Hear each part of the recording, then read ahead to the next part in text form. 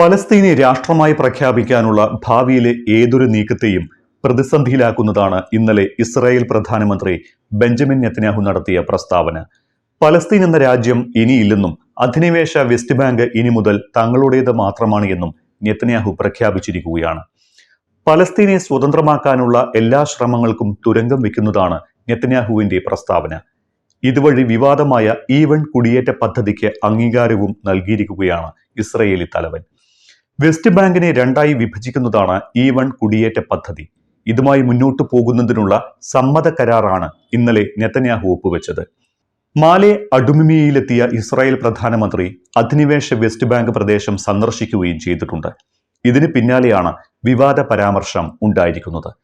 West ബാങ്കിന്റെ നല്ലൊരു ഭാഗവും ഛേദിച്ചെടുക്കുന്ന ഒരു കരാറാണ് E1 കുടിയേറ്റ പദ്ധതി അല്ലെങ്കിൽ E1 കുടിയേറ്റ കരാർ.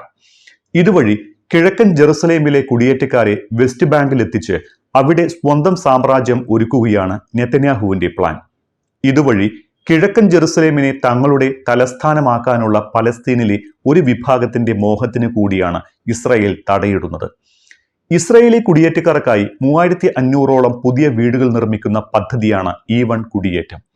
വെസ്റ്റ് ബാങ്കിലെ മാലെ അഡുമിമിലുള്ള കുടിയേറ്റങ്ങളെ അധിനിവേശ കിഴക്കൻ ജെറൂസലേമിലുമായി ബന്ധിപ്പിക്കുന്ന പദ്ധതി വെസ്റ്റ് ബാങ്കിനെ കിഴക്കൻ ജെറൂസലേമിൽ നിന്ന് പൂർണ്ണമായി മുറിച്ചു മാറ്റും. കിഴക്കൻ ജെറൂസലേമിലുള്ള പലസ്തീനികൾക്ക് വെസ്റ്റ് ബാങ്കിലെത്താൻ ഇതോടെ വഴികൾ അടയുകയും ചെയ്യും. ഭാവിയിൽ പലസ്തീൻ രാഷ്ട്രം നിലവിൽ വരുമ്പോൾ കിഴക്കൻ ജെറൂസലേമിനെ തങ്ങളുടെ തലസ്ഥാനമാക്കാമെന്ന് ഇവർ കരുതിയിരിക്കുകയായിരുന്നു. അതോടൊപ്പം പലസ്തീൻ രാഷ്ട്രം എന്ന ഭാവി ചർച്ചകളെ കൂടി അനിശ്ചിതത്വത്തിലാക്കിയിരിക്കുകയാണ് നെതന്യാഹു. പക്ഷേ ഇസ്രായേലിന്റെ ഈ പദ്ധതി അന്താരാഷ്ട്ര നിയമങ്ങളെ ലംഘിക്കുന്നതും ചോദ്യം ചെയ്യുന്നതുമാണ്. 1967 മുതൽ വെസ്റ്റ് ബാങ്കിൽ ഇസ്രായേൽ നടത്തിയിരിക്കുന്ന അധിനിവേശം പോലും അന്താരാഷ്ട്ര നിയമങ്ങൾക്ക് എതിരാണ് എന്നാണ് അന്തർദേശീയ വിദഗ്ധർ പറയുന്നത്. അതുകൊണ്ട് തന്നെ കടുത്ത അന്താരാഷ്ട്ര സമ്മർദ്ദം മൂലം പതിറ്റാണ്ടുകളായി E1 കുടിയേറ്റ പദ്ധതി നടപ്പാക്കാനാകാതെ കുരുക്കിലായിരുന്നു. അതിനിടയിൽ ഈ കുടിയേറ്റ പദ്ധതി കൊണ്ടുവരുന്നത് വെസ്റ്റ് ബാങ്ക് പ്രദേശത്തെ ഇരുട്ടിലേക്ക് തള്ളിവിടുന്നതിന് കാരണമാകുമെന്ന് അന്താരാഷ്ട്ര വിദഗ്ധർ കരുതുന്നു. പലസ്തീൻ പ്രസിഡന്റിന്റെ വക്താവ് നബിൽ അബു റുഡിയന്റെ അഭിപ്രായത്തിൽ കിഴക്കൻ ജെറുസലേം തലസ്ഥാനമായുള്ള പലസ്തീൻ രാഷ്ട്രമാണ് ശാശ്വത സമാധാനത്തിന് വേണ്ടത് എന്നാണ്. അതിന് തുരങ്കം വെക്കുന്നതാണ് ഇസ്രായേൽ നടപടിയെന്നും 2 രാഷ്ട്രം എന്നത് തന്നെയാണ് അത്യന്താപേക്ഷിതമെന്നും അദ്ദേഹം വ്യക്തമാക്കുന്നു. ഐക്യരാഷ്ട്രസഭയിലെ 149 രാഷ്ട്രങ്ങളും പലസ്തീൻ രാഷ്ട്രത്തിന് അംഗീകാരം നൽകിക്കഴിഞ്ഞതായും റുഡിയേൽ പറയുന്നുണ്ട്.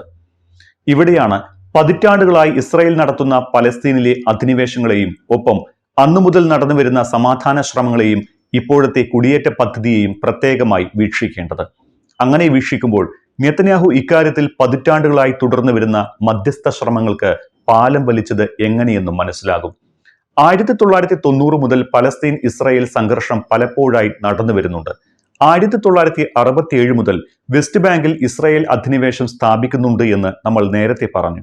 1997 ആദ്യത്തെ തവണ നെതന്യാഹു പ്രധാനമന്ത്രിയായ സമയം തന്നെ സ്വതന്ത്ര പലസ്തീൻ രാഷ്ട്രം എന്ന സങ്കല്പം സ്ഥാപിക്കാൻ താൻ ഭരിക്കുമ്പോൾ സമ്മതിക്കില്ല എന്ന് പറഞ്ഞിട്ടുണ്ട്. അതിന്റെ തുടർച്ച തന്നെയാണ് നെതന്യാഹു ഇപ്പോഴും ചെയ്യുന്നത്. അക്കാലത്ത് പലസ്തീൻ ലിബറേഷൻ ഓർഗനൈസേഷനുമായി ഉണ്ടാക്കിയ 2 കരാറുകൾ ഒപ്പിടുന്നതിനെതിരെ നെതന്യാഹു രംഗത്ത് വന്നിട്ടുണ്ട്. ഈ 2 കരാറുകളും ശാശ്വതമായ സ്വതന്ത്ര പലസ്തീൻ രാഷ്ട്രത്തിന് വേണ്ടിയുള്ളതായിരുന്നു. 28 വർഷമായി തുടരുന്ന ഈ കരാർ ലംഘനം തന്നെയാണ് ഇന്നും നെതന്യാഹു പിന്തുടരുന്നത്. 1967 മുതൽ ഇന്ന് വരെയുള്ള കാലയളവിൽ വെസ്റ്റ് ബാങ്കിലും കിഴക്കൻ ജെറുസലേമിലുമായി ആകെ 300 നിയമവിരുദ്ധ കുടിയേറ്റങ്ങളിലായി 7 ലക്ഷം ഇസ്രായേലി കുടിയേറ്റക്കാരുണ്ട് എന്നാണ് റിപ്പോർട്ട്. ഈ കുടിയേറ്റക്കാർക്ക് ഇവിടങ്ങളിൽ അംഗീകാരം നൽകുക എന്നതും അവിടെ സ്വന്തം സാമ്രാജ്യം തീർക്കുക എന്നതും നെതന്യാഹുവിന്റെ ലക്ഷ്യമാണ്. കഴിഞ്ഞ ദിവസം ജെറുസലേമിൽ 2 പലസ്തീനികൾ നടത്തിയ വെടിവയ്പിൽ 6 പേർ കൊല്ലപ്പെട്ടിരുന്നു. ഇതിന് പിന്നാലെയാണ് ഈ കുടിയേറ്റ പദ്ധതിക്ക് നെതന്യാഹു അംഗീകാരം നൽകുന്നത് എന്നത് നെതന്യാഹുവിന്റെ ഉദ്ദേശ ലക്ഷ്യം വ്യക്തമാക്കുന്നുണ്ട്.